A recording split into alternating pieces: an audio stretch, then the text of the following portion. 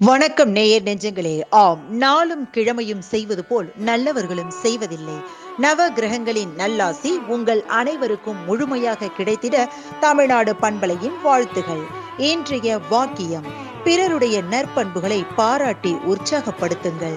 இன்றைய நாள் 11/6/2024, குரோதி வருடம் வைகாசி மாதம் 29ஆம் தேதி செவ்வாய்க்கிழமை, வளர்பிறை திதி இன்று பஞ்சமி, இரவு 7:26 வரை. பின்பு சஷ்டி. நட்சத்திரம் இன்று ஆயில்யம். ஜூன் 12ஆம் தேதி அதிகாலை 1:38 வரை. பின்பு மகம். திதி பஞ்சமி.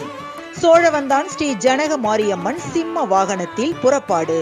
சோமாசி மாரநாயனார் குரு பூஜை. நகசு. சூரிய உதயம் 5:52.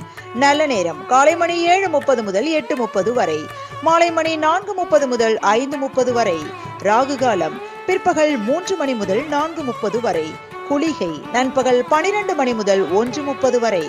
யமகண்டம் காலை மணி 9 முதல் 10:30 வரை.